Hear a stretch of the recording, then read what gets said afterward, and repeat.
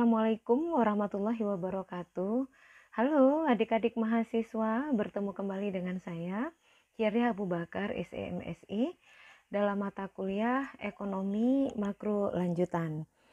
Baik, para mahasiswa sekalian, untuk hari ini materi yang akan kita bahas adalah variabel-variabel utama dari makroekonomi. Nah, ini merupakan materi lanjutan dari pertemuan sebelumnya. Baik, langsung saja kita masuk.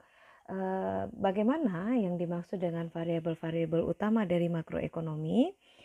Nah, kita lihat makroekonomi itu sebenarnya membahas isu-isu penting yang selalu dihadapi dalam suatu perekonomian, ya. Sebagaimana kita ketahui bahwa analisis mengenai penentuan tingkat kegiatan yang dicapai dalam suatu perekonomian itu merupakan bagian penting dari analisis makroekonomi. Nah, analisis ini akan menunjukkan bagaimana permintaan agregat atau yang biasa kita kenal dengan agregat demand dan penawaran agregat atau kita kenal juga dengan istilah agregat supply, di mana baik agregat demand maupun agregat supply ini akan menentukan tingkat keseimbangan di dalam sebuah perekonomian. Setiap perekonomian akan selalu menghadapi masalah-masalah. Nah, masalah-masalah ini menimbulkan akibat buruk kepada masyarakat dan masalah ini wajib dan harus dihindari atau minimal besaran dampak dari permasalahan itu dapat diminimalisasi atau dapat dikurangi. Nah, bagaimana cara mengurangi dampak dari masalah-masalah yang muncul di dalam perekonomian? Nah, di sini ada beberapa permasalahan yang menjadi perhatian utama makroekonomi, di mana permasalahan ini wajib kita ketahui sehingga kita bisa mencarikan solusi untuk mengurangi besaran dari dampak yang terjadi. Baik, kita lihat yang pertama itu adalah tingkat output agregat atau biasa kita kenal dengan agregat output. Nah, sebagaimana kita ketahui bahwa ukuran utama dari keadaan perekonomian adalah agregat output, ya. Nah, apa yang dimaksud dengan agregat output? Agregat output adalah total kuantitas barang dan jasa yang diproduksi suatu perekonomian atau negara dalam suatu periode tertentu. Nah, itu yang dimaksud dengan agregat output. Oke. Nah, suatu periode di mana output yang dihasilkan suatu perekonomian itu akan mengalami penurunan. Nah, ketika output tersebut mengalami penurunan dalam satu periode tersebut, maka proses terjadinya penurunan itu disebut dengan resesi. Nah, apa yang terjadi kalau kondisinya terjadi kebalikan? Nah, maaf, maksudnya kalau seandainya kondisi itu terjadi secara terus-menerus, ya, bukan kebalikan. Saya ulangi, apa yang akan terjadi kalau seandainya kondisi penurunan ini berlangsung secara terus-menerus? Nah, jika penurunan output terjadi dalam waktu lama, maka kondisi ini disebut sebagai depresi, ya. Jadi kalau dia berlangsung secara terus-menerus dalam rentang waktu yang cukup lama, maka itu disebut dengan depresi. Permasalahannya adalah ketika tingkat produksi menurun, maka jumlah barang dan jasa yang beredar cenderung akan menjadi lebih sedikit. Nah, bila jumlah barang yang beredar menjadi lebih sedikit, maka sesuai dengan hukum demand dan supply, kita tahu, maka ketika jumlah barang menjadi lebih sedikit, yang terjadi adalah tingkat harga akan naik dan standar hidup masyarakat pun akan menurun. Kenapa? Karena tingkat harga yang naik. Kalau tingkat harga yang naik, maka masyarakat akan mengeluarkan anggaran yang lebih besar atau biaya hidup yang lebih besar dari yang seharusnya. Bila pendapatan mereka tetap, sementara biaya yang mereka keluarkan bertambah akibat adanya tingkat produksi yang menurun yang mengakibatkan harga barang naik, maka itulah yang disebut dengan standar hidup masyarakat pun akan ikut menurun ya. Nah, mengapa demikian? Karena ketika perusahaan memutuskan untuk menurunkan output yang diproduksinya, maka banyak pekerja yang akan dipecat. Sehingga pendapatan masyarakat pun akan menurun dan pengangguran pun akan meningkat. Nah, ketika pengangguran itu meningkat, maka otomatis masyarakat kehilangan pendapatan. Nah, kualitas hidup masyarakat pun akan ikut menurun. Pemerintah akan selalu memperhatikan tingkat produksi tiap periode di negaranya. Itu adalah kebijakan yang seharusnya dilakukan oleh pemerintah. Di mana yang menjadi perhatian bagi pemerintah itu sebenarnya bukan semata-mata pada total barang dan jasa yang dihasilkan tiap tahunnya. Namun, seberapa besar tingkat pertumbuhan output tiap tahunnya. Kenapa demikian? Karena tingkat pertumbuhan yang tinggi itu akan mengartikan tingginya standar hidup masyarakat dan meningkatnya tingkat kesejahteraan masyarakat. Nah, itu untuk analisa tingkat output agregat ya. Selanjutnya kita masuk ke yang kedua. Tingkat yang yang kedua ini kita akan melihat tingkat harga agregat atau agregat price level ya, price level. Nah, peningkatan kita tahu bahwa peningkatan harga secara keseluruhan atau umum atau lazim kita sebut sebagai inflasi itu bisa merupakan perhatian utama bagi pemerintah. Nah, apa yang dimaksud dengan inflasi? Inflasi adalah peningkatan harga ya, peningkatan harga barang secara keseluruhan dan terjadi secara konsisten, di mana tingkat inflasi dapat berbeda dari satu periode ke periode lainnya, serta berbeda pula kondisinya dari suatu negara dengan negara lainnya. Ya, jadi dapat saya tekankan bahwa inflasi adalah peningkatan harga barang secara keseluruhan dan terjadi secara konsisten, di mana tingkat inflasi itu berbeda dari satu periode ke periode lainnya dan bisa berbeda pula dari suatu negara dengan negara lainnya. Nah, adik-adik mahasiswa, pada suatu periode tingkat inflasi bisa terjadi dengan rendah dan dapat pula terjadi dalam kondisi yang tinggi atau dapat berlangsung dengan sangat tinggi, di mana bisa mencapai beberapa ratus atau beberapa ribu dalam setahun. Sehingga tingkat inflasi yang sangat tinggi itu dapat disebut dengan hyperinflation ya. Nah, kalau kita bahas lebih lanjut analisanya, inflasi itu sebenarnya menimbulkan beberapa akibat buruk kepada individu, masyarakat, dan juga kegiatan perekonomian secara keseluruhan. Kenapa? Karena salah satu akibat dari inflasi adalah menurunkan tingkat kesejahteraan masyarakat. Kenapa demikian? Karena kalau kita lihat, pekerja yang memiliki tingkat upah tetap akan menurun taraf hidupnya jika terjadi inflasi. Jelas. Kenapa? Jika diturunkan, inflasi akan memperburuk pembangunan ekonomi jangka panjang. Inflasi cenderung mengurangi tingkat konsumsi, kemudian bukan hanya mengurangi tingkat konsumsi, tetapi juga mengurangi produktivitas, mengurangi ekspor, dan meningkatkan impor. Kenapa meningkatkan impor? Karena produktivitas dalam negeri sudah berkurang atau sudah menurun. Nah, sehingga inflasi akan memperlambat pertumbuhan ekonomi. Nah, oleh karena itu, maka penurunan inflasi itu menjadi tujuan utama bagi pemerintah, terutama jika negara tersebut mengalami hyperinflation. Kalau hyperinflation ini bisa diatasi, maka kesejahteraan masyarakat pun akan kembali bisa dicapai. Oke. Dan kita lihat untuk yang ketiga, ya, permasalahan yang ketiga itu adalah pengangguran atau biasa kita sebut dengan unemployment. Kita tahu bahwa pengangguran adalah suatu keadaan di mana seseorang yang termasuk dalam angkatan kerja ingin sekali mendapatkan pekerjaan tetapi belum bisa mendapatkan pekerjaan. Nah, mengapa terjadi demikian?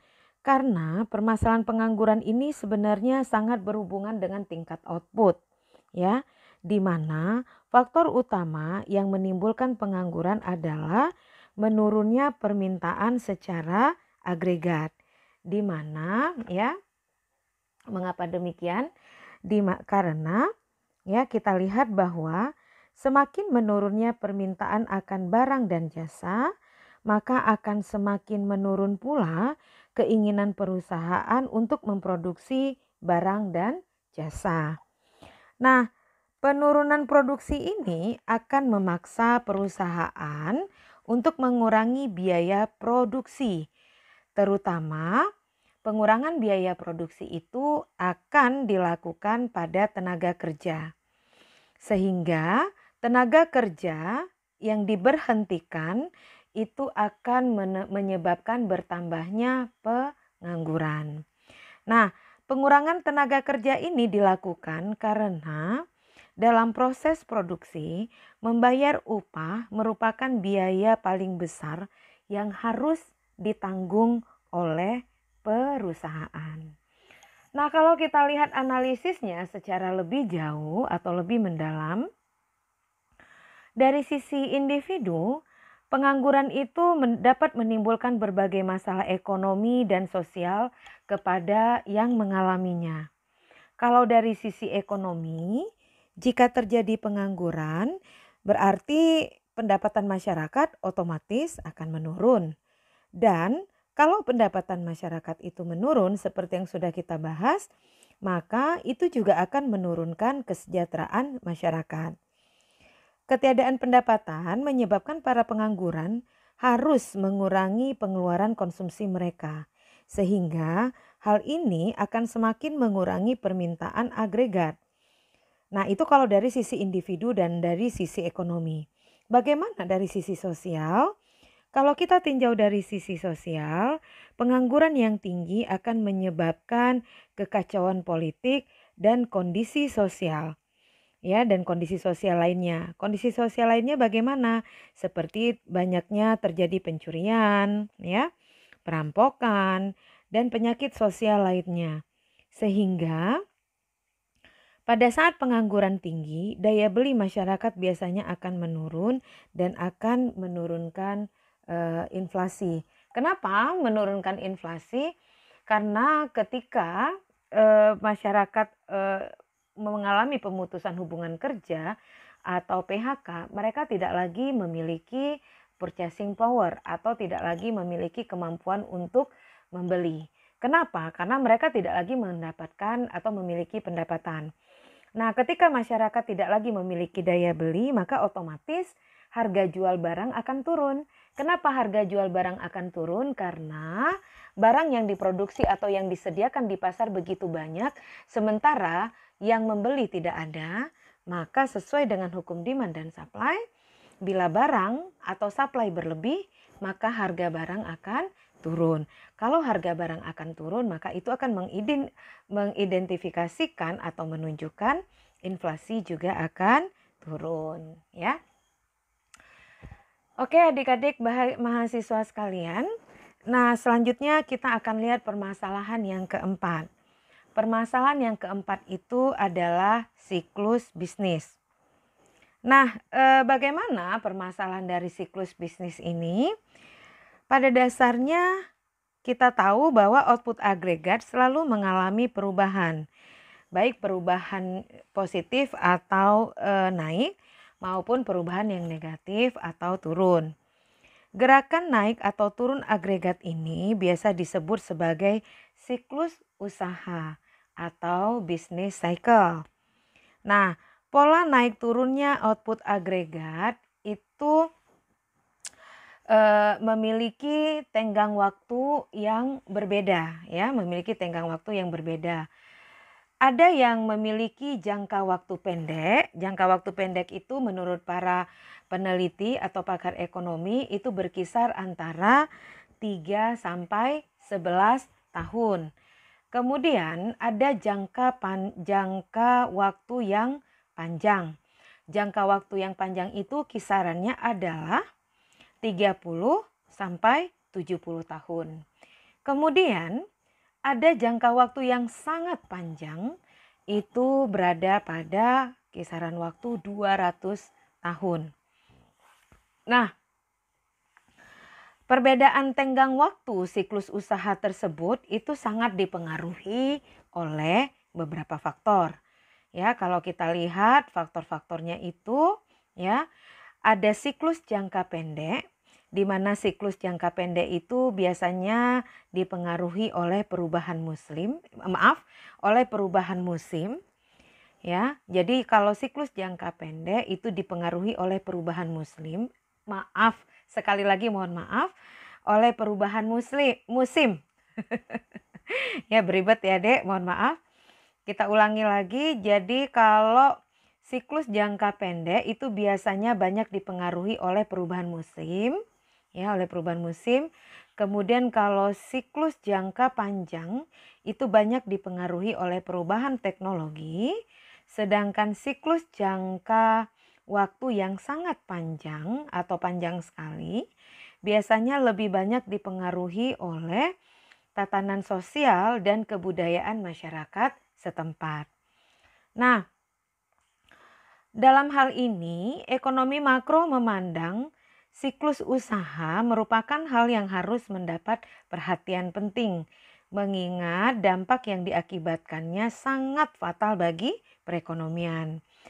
Dampak umum yang mungkin terjadi adalah jika pemerintah mengalami resesi ekonomi yang berkepanjangan, maka otomatis hal ini akan mengakibatkan perekonomian masuk ke dalam fase depresi. Begitu pula sebaliknya, ekspansi yang dilakukan secara berkepanjangan akan mengakibatkan inflasi dan pada akhirnya justru akan terjadi resesi. Oleh sebab itu, sudah selayaknya pemerintah akan melakukan upaya-upaya untuk menghadapi siklus ekonomi atau biasa kita sebut dengan kebijakan anti-siklus atau bahasa kerennya anti-cycle policy ya. Nah, atau disebut juga dengan kebijakan counter cyclical ya. Nah, ini adalah permasalahan yang muncul di dalam siklus bisnis usaha. Oke. Next, kita lihat yang kelima adalah stabilitas nilai tukar. Nah, dengan adanya kegiatan perdagangan internasional dan terbukanya perekonomian antar negara, stabilitas nilai tukar itu memiliki peranan yang sangat penting. Kenapa? Karena nilai tukar yang stabil itu akan menciptakan kondisi perekonomian yang kondusif, ya. Mengapa nilai tukar yang stabil itu mampu menciptakan kondisi perekonomian yang kondusif? Yang pertama, karena stabilitas nilai tukar itu akan mempengaruhi stabilitas harga dan juga inflasi. Itu yang pertama, ya. Kemudian yang kedua, stabilitas nilai tukar itu sangat penting untuk mendorong ekspor. Dan yang ketiga, stabilitas nilai tukar itu mampu menciptakan kepastian dalam perekonomian. Sehingga pelaku-pelaku ekonomi dapat menciptakan prediksi atau dapat membuat prediksi dan antisipasi yang baik bila stabilitas nilai tukarnya itu pasti ya. Nah, nilai tukar yang tidak stabil ya. Kenapa kita butuh kestabilitasan nilai tukar? Karena apabila nilai tukar itu menjadi tidak stabil, itu akan merugikan pelaku-pelaku ekonomi dan otomatis akan menciptakan ketidakstabilan ekonomi. Oleh karena itu, pemerintah melalui otoritas moneter akan berusaha untuk mengendalikan stabilitas nilai tukar. Karena bila stabilitas nilai tukar ini dapat terkendali, maka otomatis perekonomian juga akan menjadi sangat kondusif, ya. Kemudian selanjutnya kita lihat indikator perekonomian terbuka. Nah, apa yang menjadi indikator perekonomian terbuka? Sebagai makhluk sosial, ya, sebagai makhluk sosial, di dunia ini kita tidak bisa hidup sendirian. Kita membutuhkan orang lain. Begitu juga dalam berbangsa dan bernegara. Begitu juga dalam sisi sebuah negara yang bersanding dengan negara yang lainnya. Kita pasti berhubungan dengan negara-negara lain di seluruh dunia. Kondisi perekonomian di negara-negara lain pun akan sangat mempengaruhi perekonomian di dalam negeri. Kenapa? Karena kegiatan ekspor dan impor itu merupakan bagian yang penting dari kegiatan perekonomian suatu negara. Di mana suatu perekonomian yang mempunyai hubungan ekonomi dengan negara-negara lain itu disebut dengan perekonomian terbuka atau open economy. Kalau kita lihat dari sisi pandang para ekonom klasik, para ekonom klasik ini berpendapat bahwa jika suatu perekonomian itu menjalin hubungan perdagangan dengan negara lain, maka hal ini akan memberi sumbangan bagi pertumbuhan ekonomi, ya. Nah, selain memberi sumbangan bagi pertumbuhan ekonomi, kita tahu bahwa pertumbuhan ekonomi yang tinggi itu berarti pendapatan masyarakat pun akan ikut meningkat. Selain itu, keterbukaan juga dapat berdampak buruk, ya, bukan hanya ada sisi positif tetapi juga kita harus waspada bahwa keterbukaan itu juga dapat menimbulkan efek buruk. Impor yang sangat tinggi hingga melebihi nilai ekspor akan membawa dampak buruk. Di mana impor yang tinggi berarti banyak konsumen yang akan menggunakan barang luar negeri dibanding menggunakan barang-barang dalam negeri. Apa dampaknya? Akibatnya permintaan produk-produk dalam negeri akan menurun. Dan kalau permintaan akan produk-produk dalam negeri itu menurun, maka otomatis membuat produksi atau perusahaan-perusahaan dalam negeri pun akan tutup. Ya, kenapa tutup? Karena nggak ada barang yang mereka jual itu tidak laku. Nah, kalau perusahaan dalam negeri itu tutup, itu berdampak kepada pelaku ekonomi, dalam hal ini adalah tenaga kerja, sehingga akan menyebabkan pengangguran bertambah tinggi, ya. Itu efeknya. Kemudian kalau kita sudah melihat ada 6 permasalahan utama, ya, di dalam makroekonomi, kita sekarang akan melihat bagaimana keterkaitan mikroekonomi dengan makroekonomi, ya. Teori-teori dasar dalam ekonomi dibedakan menjadi 2 kumpulan besar, yaitu teori mikroekonomi dan teori makroekonomi. Salah satu perbedaan antara teori mikroekonomi dengan teori makroekonomi adalah bentuk dari setiap analisis yang mereka buat, ya, atau analisis yang mereka hasilkan. Analisis-analisis dalam teori mikroekonomi pada umumnya meliputi bagian-bagian kecil dari keseluruhan kegiatan perekonomian. Sehingga dalam teori mikroekonomi berkaitan dengan perilaku agen-agen di dalam perekonomian. Jadi lebih kepada mempelajari sifat-sifat individu per individu, ya. Contohnya bagaimana perilaku konsumen, bagaimana perilaku produsen, ya, dan bagaimana pula keduanya berinteraksi dalam pasar. Nah, sedangkan analisis dari sisi teori makroekonomi itu bersifat lebih global. Dalam makroekonomi, ya, merupakan agregasi dari individu-individu yang ada di dalam mikroekonomi. Total barang dan jasa yang diproduksi oleh suatu perekonomian, pertumbuhan dari output, tingkat pengangguran, dan inflasi, serta nilai tukar dan neraca pembayaran itu adalah bagian dari agregasi ekonomi makro dari individu-individu di dalam mikroekonomi, ya. Konsep makroekonomi biasanya digunakan untuk menggambarkan keadaan perekonomian pada suatu negara. Di samping itu, perbedaan penting lainnya antara teori mikroekonomi dan teori makroekonomi, yaitu perbedaan dalam ruang lingkup dan titik berat analisisnya, ya. Kalau mikroekonomi lebih menitik beratkan kepada analisis mengenai masalah membuat pilihan, ya, atau choice, di mana pilihan itu terbagi atas yang pertama, bagaimana pilihan untuk mewujudkan efisiensi dalam penggunaan sumber daya, dan pilihan kedua, bagaimana mereka mampu mencapai kepuasan yang maksimum, ya. Oke. Kemudian, sedangkan dalam analisis makroekonomi menjelaskan tentang bagaimana, ya, yang pertama, bagaimana pentingnya sisi permintaan dalam meningkatkan atau dalam menentukan tingkat kegiatan di dalam perekonomian. Sedangkan yang kedua, bagaimana pentingnya kebijakan dan campur tangan pemerintah untuk mewujudkan prestasi kegiatan ekonomi di tingkat yang diinginkan.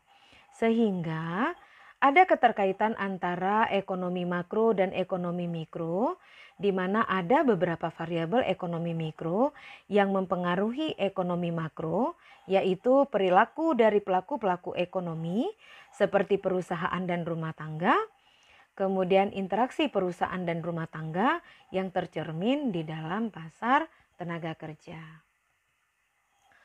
Nah, bagaimana interaksi tersebut? Kita bisa lihat di dalam diagram arus lingkar. Nah, berikut adalah bagan, ya, diagram arus lingkar perekonomian tertutup, ya, di mana di sana ada dua pelaku ekonomi saja, ada firms atau perusahaan, ya, kemudian ada household yang dilambangkan dengan HH, ya, di mana household ini adalah rumah tangga. Kemudian ada penghubung di antara keduanya, yaitu market for goods and services atau pasar untuk barang dan jasa. Kemudian ada juga market for factors of production atau pasar untuk faktor produksi. Nah, mari kita lihat bagaimana prosesnya, ya. Arus melingkar itu menggambarkan proses transfer uang, barang dan jasa dalam suatu perekonomian. Bila kita mengasumsikan sebuah perekonomian itu dalam kondisi yang tertutup, artinya di sana tidak ada ekspor dan impor, dan menghilangkan transfer dari pemerintah berupa pajak dan subsidi, maka secara sederhana perekonomian itu hanya terdiri dari produsen dan konsumen, yaitu di mana produsen dilambangkan dengan perusahaan atau firm, ya.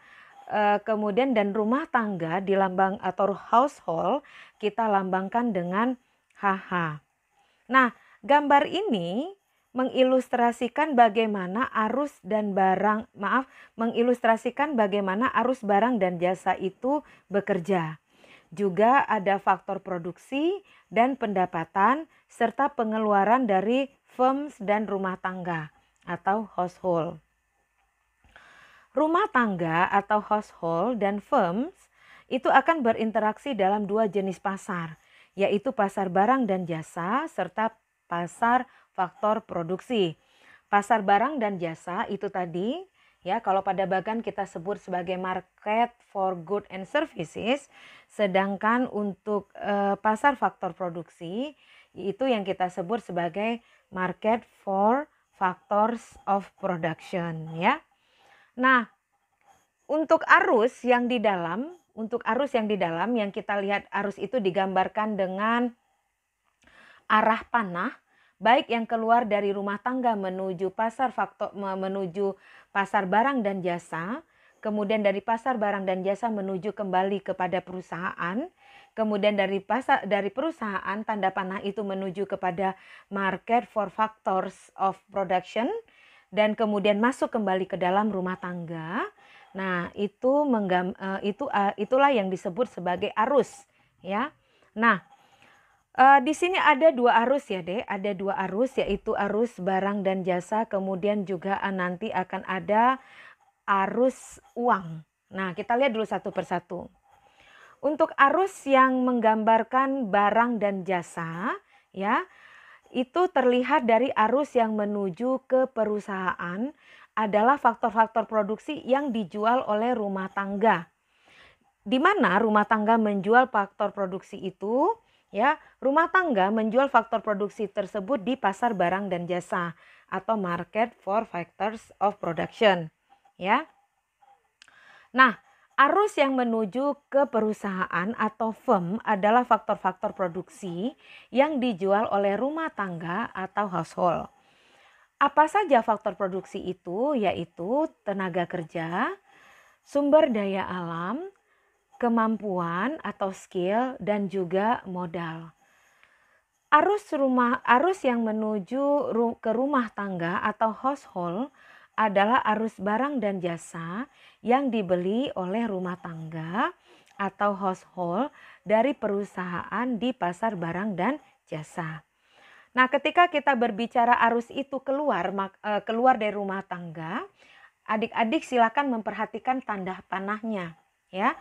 Silakan memperhatikan tanda panah yang dimaksud. Kemudian itu arus yang pertama. Arus yang kedua adalah arus luar, di mana menggambarkan itu adalah arus uang.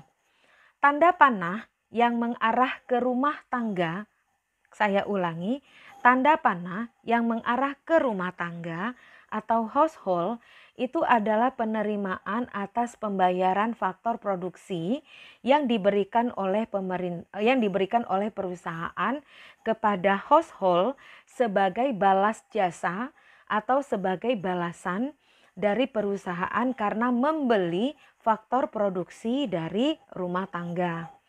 Nah, apa saja? Nah, pembayaran faktor produksi itu dapat berupa komponen gaji atau wages atau dilambangkan dengan W, ya, wages.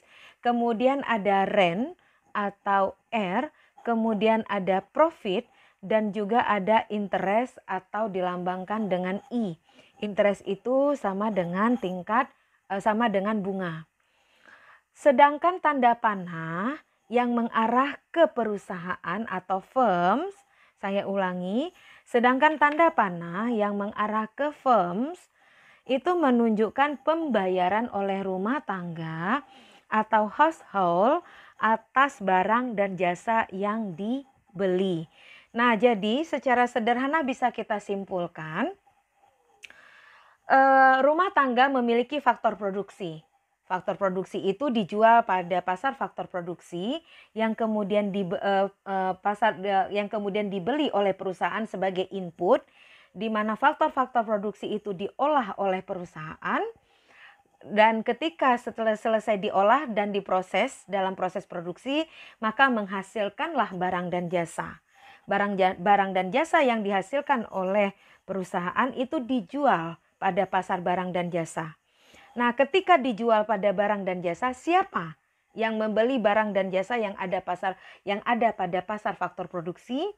Yang membeli adalah rumah tangga.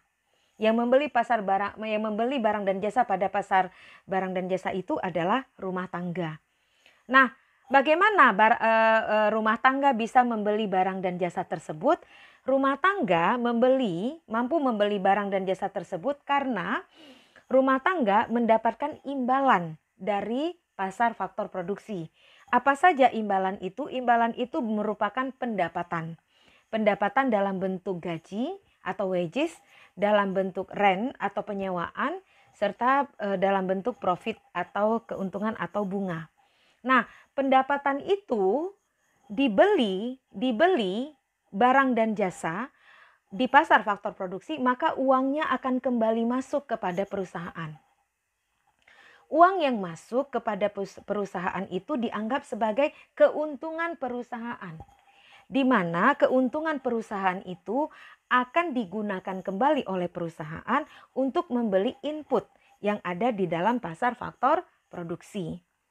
Nah, ketika membeli input dalam pasar faktor produksi, maka uang itu akan kembali ke rumah tangga dalam bentuk pendapatan. Nah, itu konsep sederhananya. Oke, kita lanjut. Dalam makroekonomi ya, dalam makroekonomi terdapat agen lain dalam circular flow, yaitu pemerintah dan rest of the world. Nah, ini terjadi kalau ini terjadi maka kondisi perekonomiannya disebut sebagai perekonomian terbuka. Berikut ini adalah gambar dari circular flow. Kita lihat ya. Kita lihat berdasarkan gambar di atas ya, sebenarnya ini konsepnya sama seperti penjabaran circular flow yang close economy ya. Nah, hanya saja di sini sudah ada pengaruh pemerintah dan agen lain di dalam perekonomian makro. Berdasarkan gambar ini, rumah tangga atau household menerima pendapatan dari perusahaan dan juga dari pemerintah. Ya, jadi mereka menerima dari firms dan juga menerima dari government. Kemudian rumah tangga atau HH household itu membeli barang-barang dan jasa yang dihasilkan oleh perusahaan atau firm dan membayar pajak kepada pemerintah. Rumah tangga atau household juga membeli barang-barang dan jasa yang berasal dari luar negeri atau yang berasal dari impor. Di mana firm itu menerima pembayaran dari rumah tangga atau household dan pemerintah dari penjualan barang-barang dan jasa mereka. Kemudian, firm membayar upah, dividen, interest, dan sewa kepada rumah tangga sebagai pemilik faktor produksi. Ya, dalam hal ini adalah household. Bukan hanya itu, firm juga membayar pajak kepada pemerintah. Sehingga dari interaksi ini, maka pemerintah memperoleh pajak dari rumah tangga dan juga memperoleh pajak dari perusahaan atau firm. Sehingga pemerintah mampu membayar upah kepada rumah tangga atau household dan membayar kepada firm atas barang-barang dan jasa yang dibeli oleh pemerintah. Sehingga terakhir, masyarakat luar negeri juga bisa membeli barang-barang dan jasa yang diproduksi oleh domestik. Dengan kata lain, kita sudah mampu melakukan ekspor ya. Nah, ini untuk diagram arus lingkar perekonomian terbuka. Baik, adik-adik mahasiswa yang saya cintai, kalau tadi kita sudah membahas bagaimana mekanisme dari perekonomian itu ya, keterkaitan mikroekonomi dan makroekonomi itu dalam perekonomian. Nah, sekarang kita akan melihat bagaimana alat-alat yang digunakan dalam makroekonomi yang biasa kita sebut dengan alat-alat analisis makroekonomi. Alat-alat analisis makroekonomi itu terbagi atas 4 atau ada 4 alat analisis makroekonomi ya. Untuk materi ini saya akan memasukkan 4 alat analisis makroekonomi. Yang pertama adalah Keynesian cross atau biasa kita sebut dengan perpotongan Keynes. Kemudian nanti ada two gap model. Yang ketiga ada ISLM model. Yang keempat ada ADAS model. Baik mahasiswaku, kita akan lihat dulu untuk yang pertama, yaitu Keynesian cross ya. Apa yang dimaksud dengan Keynesian cross? Perpotongan Keynes atau Keynesian cross analysis ya adalah usaha untuk memodelkan keseimbangan dalam makroekonomi, di mana perpotongan Keynes itu akan menunjukkan bagaimana pendapatan atau Y ditentukan untuk tingkat tertentu dari investasi yang direncanakan atau investasi terencana yang dilambangkan dengan I, dan kebijakan fiskal atau G dan juga T ya. Kebijakan fiskal itu terdiri dari 2, government expenditure atau G, dan yang kedua adalah T atau tax ya. Nah, Model ini dapat digunakan untuk menunjukkan bagaimana pendapatan berubah ketika salah satu variabel eksogen ikut berubah. Nah, lebih lanjut akan kita lihat pada kurva berikut. Pengeluaran aktual atau actual expenditure. Pada kurva ditulis dengan pengeluaran aktual di mana Y sama dengan E atau actual expenditure. Pengeluaran aktual atau actual expenditure adalah jumlah yang dihasilkan oleh rumah tangga, ya, atau jumlah rumah tangga, perusahaan dan pemerintah dalam membelanjakan penghasilan mereka untuk barang dan jasa, atau di dalam pendapatan nasional kita sebut sebagai GDP, ya, GDP. Nah, pengeluaran yang direncanakan atau planned expenditure adalah jumlah yang rumah tangga, perusahaan, dan pemerintah ingin belanjakan untuk barang dan jasa. Nah, kalau di sini pada kurva, pengeluaran yang direncanakan atau planned expenditure itu adalah E sama dengan C plus I plus G, ya. Jadi ini adalah jumlah yang rumah tangga, perusahaan, dan pemerintah ingin belanjakan untuk barang dan jasa yang mereka butuhkan. Perekonomian itu sendiri ada di titik equilibrium bila pengeluaran aktual sama dengan pengeluaran yang direncanakan atau Y sama dengan E di atas, ya, atau Y sama dengan E.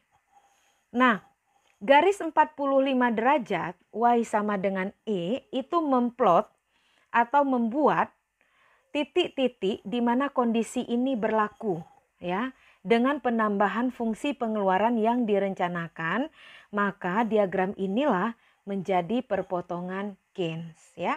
Jadi titik-titik itu memplot titik-titik di mana kondisi yang berlaku ketika Y sama dengan E. Nah, titik inilah yang kemudian disebut sebagai perpotongan Keynes. Oke.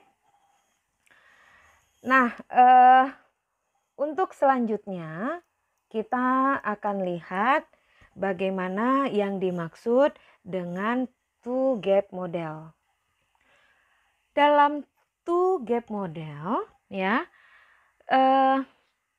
kita bisa lihat bahwa model pembangunan two gap model itu adalah model pembangunan dua celah, ya. Model pembangunan dua celah. Jadi model pembangunan dua celah ini disusun dalam model pertumbuhan pasca Keynesian untuk perekonomian tertutup seperti yang dirancang oleh Harrod di tahun 1939 dan juga Domar pada tahun 1946. Di mana mereka mencoba untuk mengidentifikasikan prasyarat untuk pertumbuhan ekonomi pasar. Di mana kedua prasyarat ini adalah yang pertama itu prasyarat secara internal. Prasyarat secara internal itu penghematan yang tidak memadai pasti akan diterjemahkan ke dalam investasi, ya. Jadi kalau penghematan itu tidak memadai maka itu dianggap sebagai investasi. Gap di antara keduanya itu disebut sebagai kendala penghematan atau saving gap. Kemudian bagaimana cara untuk menutup saving gap ini? Penutup gap ini membutuhkan investasi asing langsung, ya, membutuhkan investasi langsung dari luar negeri untuk menutupi celah dari saving gap ini. Nah, kalau syarat yang kedua yang kita sebut dengan eksternal, yaitu di mana devisa yang tidak memadai yang timbul dari ketidakmampuan untuk ekspor juga impor itu tinggi, sehingga akan menyebabkan jatuhnya devisa. Nah, kesenjangan antara dua masalah ini disebut sebagai kendala devisa atau trade gap. Apa yang bisa dilakukan untuk mengatasi ini? Yang bisa dijadikan koreksi untuk mengatasi devisa gap atau trade gap itu adalah melalui bantuan luar negeri. Nah, Melalui bantuan luar negeri ini ya, atau eksternal ya, atau devisa gap ini, itu sudah direpresentasikan menjadi TB sama dengan S dikurang dengan I, di mana TB disebut dengan trade balance, S sama dengan saving, dan I sama dengan investment.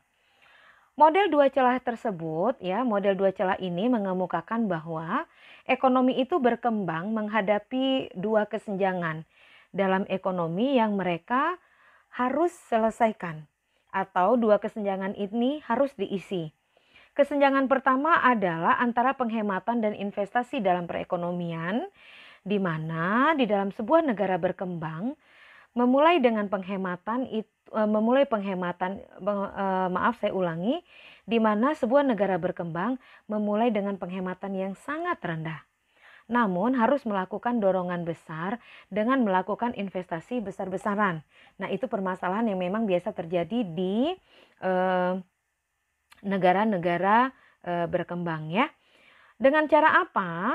Ya, dengan cara apa negara mengisi kesenjangan antara investasi ya dan tabungan.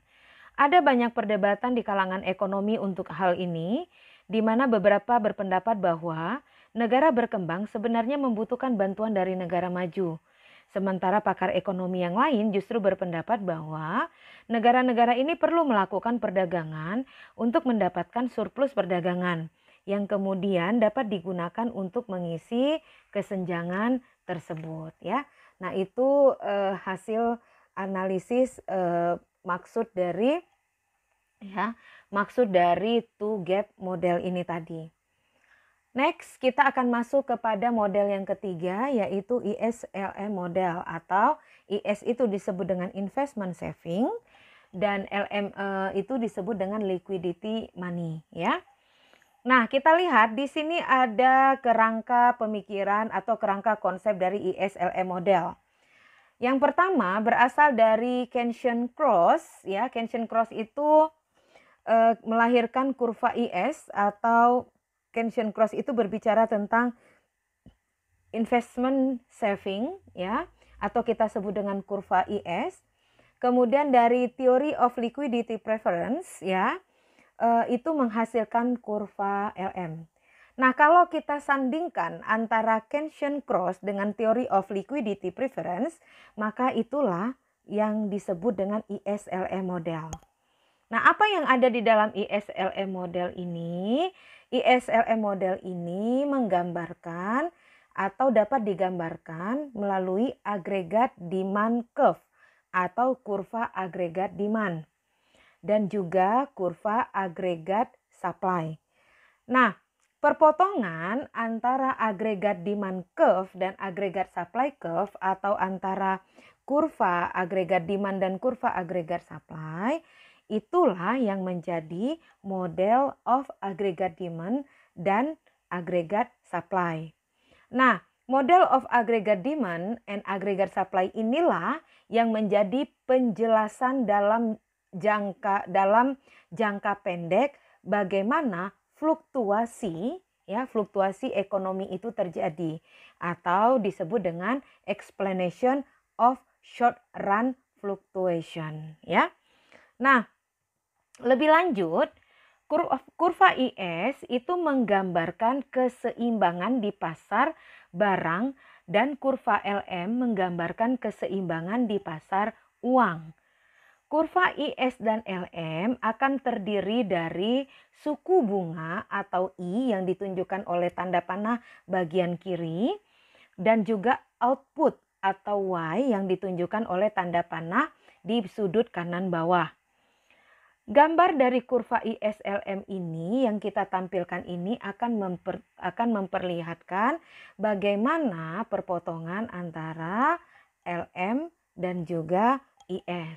Nah, perpotongan inilah yang disebut sebagai model ISLM yang kemudian pada akhirnya menjadi explanation of short run fluctuation ya.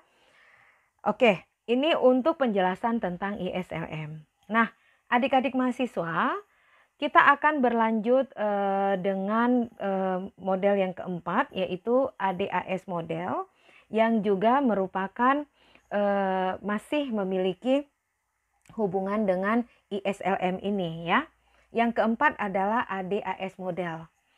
Kurva permintaan agregat atau agregat demand curve ya adalah kurva yang menunjukkan jumlah barang dan jasa yang ingin dibeli oleh rumah tangga, perusahaan, dan pemerintah pada setiap tingkat harga.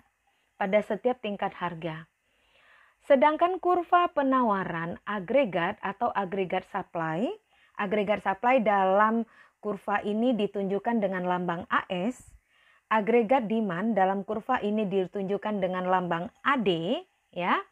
Nah, kita lihat sedangkan kurva penawaran agregat atau agregat supply adalah kurva yang menunjukkan jumlah barang dan jasa yang ditawarkan atau diproduksi oleh produsen pada setiap tingkat harga. Kurva AD dan AS ini justru menggambarkan hubungan antara output agregat yang berada pada sudut kanan bawah dilambangkan dengan Y atau Y dan harga umum pada sudut kiri atas yang dilambangkan dengan P, di mana mereka menghasilkan keseimbangan perekonomian. Nah, titik potong antara agregat supply dan agregat demand itulah yang disebut sebagai titik equilibrium. Di mana yang dimaksud dengan equilibrium itu adalah tingkat keseimbangan antara agregat demand dan agregat supply.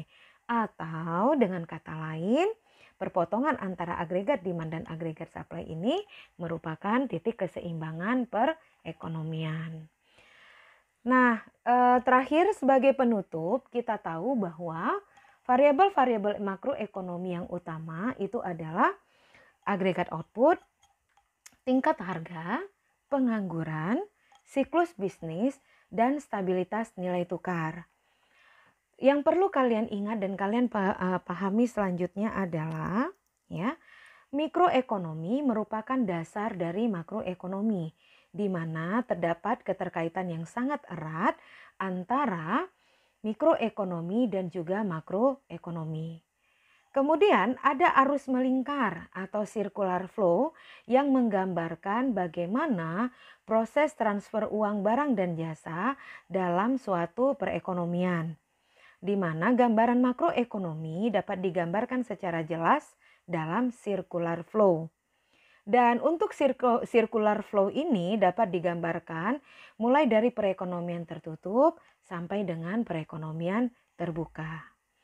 Dan yang terakhir, alat-alat yang digunakan dalam analisis makroekonomi antara lain adalah perpotongan Keynesian, two gap model, ISLM model, dan ada ADAS model. Nah, di mana alat-alat yang digunakan dalam analisis makroekonomi ini untuk pertemuan selanjutnya akan kita bahas secara lebih detail. Baik adik-adik mahasiswa, demikian untuk materi kita hari ini. Harapan saya semoga materi yang saya sampaikan cukup jelas dan mudah dipahami dan bisa membantu kalian untuk belajar dari rumah. Dan khusus untuk mahasiswa yang mengambil kelas ini, saya mohon untuk dapat belajar dan memahami, dan bila ada pertanyaan dapat diajukan pada grup WA. Dan satu hal yang tolong diingat kepada mahasiswa, saya mohon untuk dapat membuat resume dari materi video ini, di mana resume itu dapat ditulis dengan bahasa sendiri dan itu akan kita kumpulkan pada saat ujian MITES ya, akan dikumpulkan pada saat ujian MITES. Terima kasih atas perhatiannya. Harapan saya semoga ilmu ini bermanfaat untuk kalian, dan untuk siapa saja yang membutuhkan materi ini, mohon maaf bila ada kesalahan. Billahi taufiq wal hidayah. Assalamualaikum warahmatullahi wabarakatuh.